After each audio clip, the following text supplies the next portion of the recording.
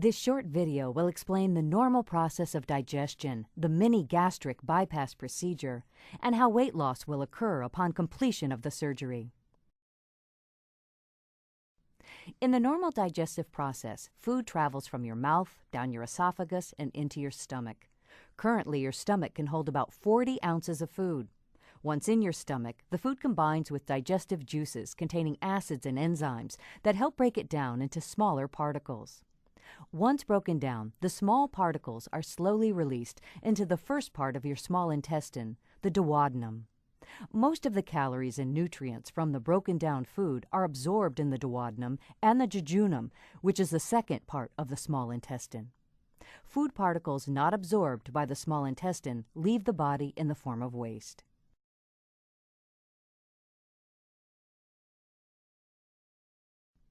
The steps in the mini-gastric bypass involve placing 5 trocars in your abdomen, creating a narrow stomach pouch with an endoscopic stapler, measuring to a bypass point on the small intestine, creating an anastomosis between this bypass point and the small stomach pouch, and finally, reinforcing the anastomosis with sutures.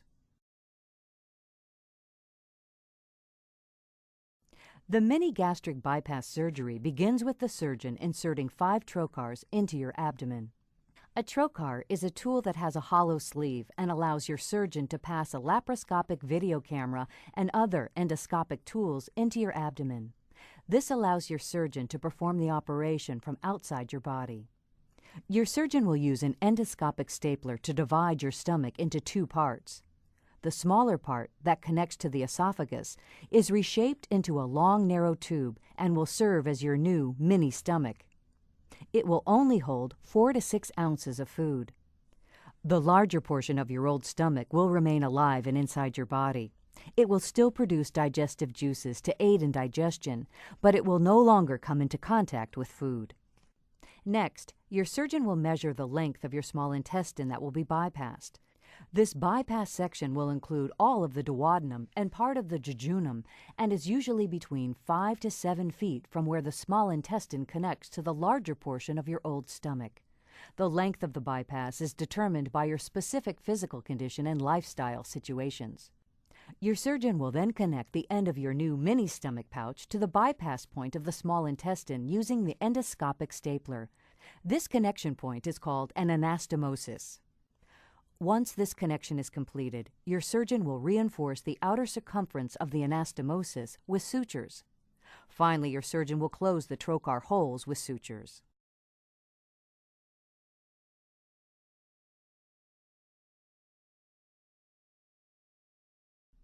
Weight loss after surgery will occur for multiple reasons. First, your new mini stomach will hold much less food, causing you to feel full more quickly.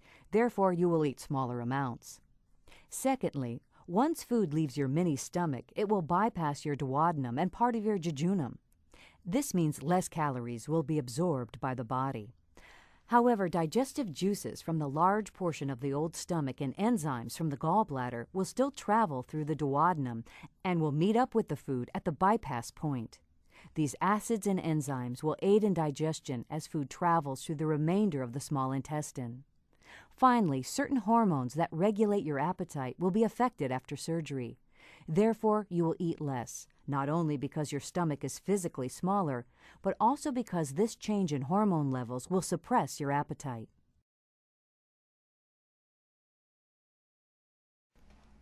Although the mini-gastric bypass has some similarities to 2 other bariatric procedures, the sleeve gastrectomy and the Roux-en-Y gastric bypass, there are some important differences.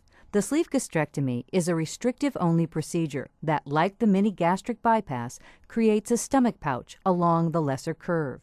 Unlike the mini-gastric bypass, however, the sleeve gastrectomy completely removes and discards the larger bypassed portion of the old stomach, making the sleeve gastrectomy completely irreversible. While the mini-gastric bypass and the Roux-en-Y procedure both create a small stomach and bypass a portion of the small intestine, the mini-gastric bypass has only 1 anastomosis instead of 2.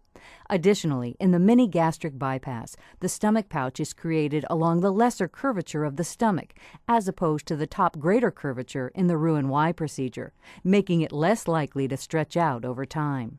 Finally, these two features, the single anastomosis and the long stomach pouch along the lesser curve, make the mini-gastric bypass easily reversible or revisable should the need ever occur. The mini-gastric bypass has many benefits over other bariatric procedures. These include a shorter surgery and recovery time, is more easily reversible and revisable, and maintains a high degree of patient satisfaction. To learn more about the mini-gastric bypass, please talk to our surgeon or visit us on the web at www.mgb-surgery.com.